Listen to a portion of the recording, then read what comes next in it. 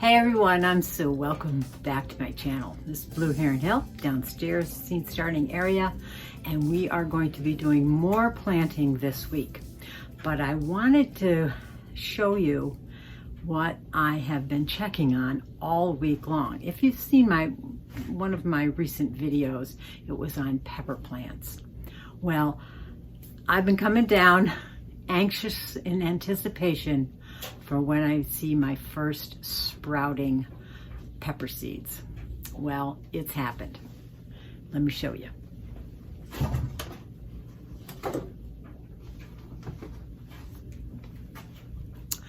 Look at those. Now, I don't know if you're like me, but I would come down every day and peer at them and try to resist the temptation to poke at the soil to see if they're trying to push their new leaves up above the soil level. But I have been rewarded for my patience, and these took about a week to germinate and start sprouting.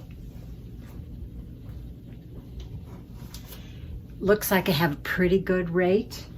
Some over here, my paprika peppers and my poblano peppers, they are just starting. Actually, the paprika, I only have 1 out of 4 starting to come up right now. But I'm okay. I'm patient. My pepper seeds were started about a week late, according to my garden plan that I had set forth way back in January. I wrote this up.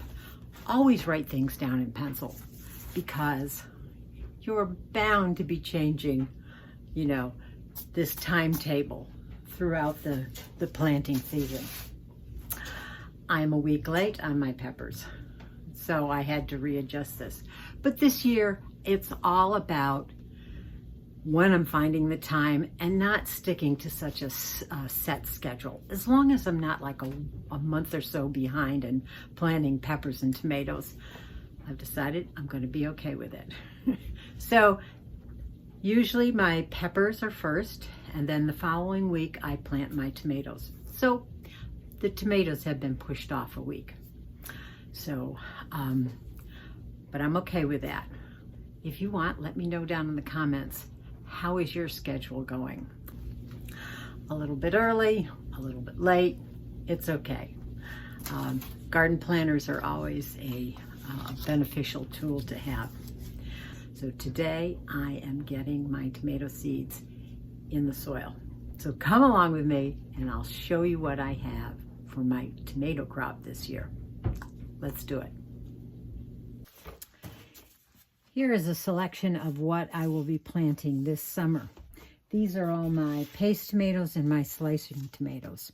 Start with this one. This is Hungarian Heart. I've grown this for about 4 years now. It's an extremely meaty tomato. It has this heart-shaped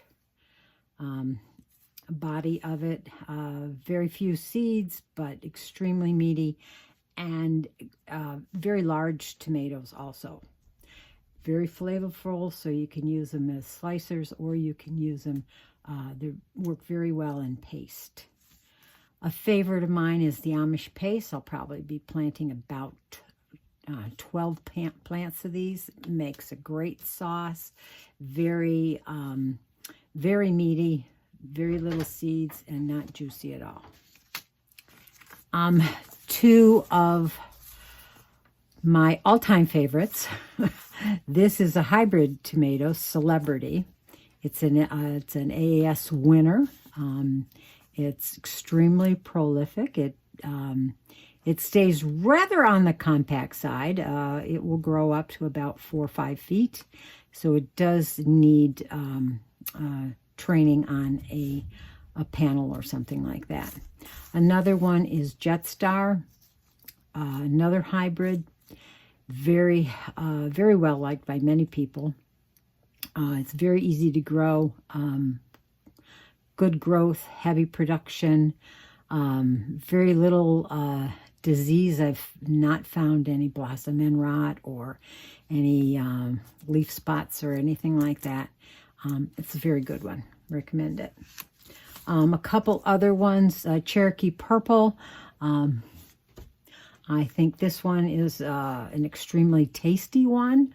It has a very, oh, I don't know, I guess a kind of a meaty, intense, tomatoey taste, slightly on the acidic side, if you like that.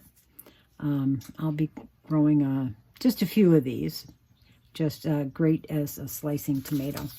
Had a few extra seeds, not too many in here. I'm going to German Johnson's, a good heirloom tomato, and if I have room, I will be putting a couple in there.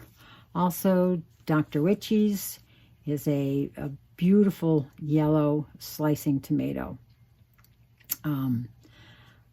Has a tendency to cat face, if you've ever seen that, which doesn't harm the taste of it at all. But anyway, just for a different color tomato. Okay, next up are my cherry tomatoes and my grape tomatoes. Looks like I have a huge amount of them. And yes, I do. But I like adding a few new ones in every single year, and just kind of experimenting. This one I will never experiment with. I will always have this one, Sun Gold. They are the sweetest tasting cherry tomatoes. They are a kind of a yellowish orangey-ish tomato, medium size. So super sweet. They barely make it into the house because you could sit and eat them all day out there. So definitely that one. This one is a new one. I've not tried this one. It's called Sweetie. I don't know why I've picked this one up. But anyway, I'm going to give this one a try and see how they do. Let's see. Here's another new one in my repertoire. Tomato chocolate pear. I've not grown too many pear-shaped tomatoes, but this one's very intriguing. The shape and the color should be an interesting combination. I'm going to give that one a try.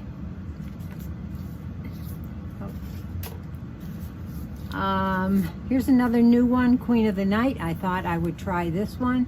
I think it's going to be very similar to this one, which is Midnight Snack, which I've grown for a number of years. Very, very pretty tomato. It has the purpley black shoulders on it. In those areas that are exposed to the sun, it turns darker purple. This one does. And good tasting tomato, very prolific for me on the vine. And I'm hoping that this one will have similar qualities. Queen of the Night. This one here is another AAS winner. It's Juliet. It's a grape tomato. These tomatoes get to be nearly that size. They are so good. Good for snacking. You can use them in your sauces. You can even can them whole. Excellent. Juliet's highly prolific. I can't say enough about a Juliet. And then one of my absolute favorites are Candyland. Candyland are little tiny currant size tomatoes. They're probably, about that big. And they are awesome. They almost never make it out of the garden because you can just snack on them out there in the garden and they never make it back in. These definitely I will probably be planting, 2 to 4 plants if I can find room for them. Wonderfully prolific. They ripen early and they last into September or even October if we have nice warm years. So those are my cherry and grape tomatoes, along with all of my slicing tomatoes and my paste tomatoes. So I better get going and start planting up some of these seeds. So I'm well on my way to tomato season. Here's everything. Everything's all potted up and labeled. Sometimes I think, oh, I'll remember what's in here. No, not anymore. I don't trust myself.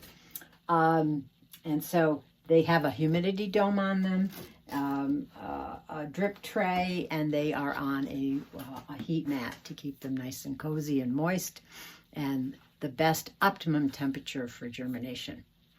Hopefully, fingers crossed, within a week, they should be sprouting and we should see our first leaf. So now that I have these underway here, my next step is to actually take some of my brassicas and take them out to the greenhouse and get them acclimated to some cooler temperatures out there. And I'll be planting these probably mid-April. So we are having a stretch of some mild weather. Yesterday we just had 4 inches of snow, but today it's going up into the 40s. So that, and with bright, nice, sunshiny day, those temperatures in the greenhouse are going to heat up nicely in there. So some lettuce is going to go into my green stock. There's some Swiss chard here that's probably going to go into the green stock also, but most of the brassicas, I'm going to get them acclimated out there so I can actually plant them right into the soil in my garden beds that I have designated for brassicas. And that should happen in about 2 weeks. So that's what's on my near agenda this week. So let me know what you're up to this week gardening wise. I'm in zone 6A.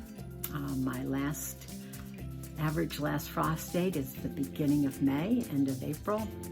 You know that that's just an average, so it can be earlier or later. So you kind of have to hedge your bets and see where it lands. So thank you for following along with me. If you have not already subscribed, please do give me a thumbs up if you like this. Comment down below. Let me know what's going on in your seed starting world. So until the next time that we can go digging in the dirt, happy gardening. Bye.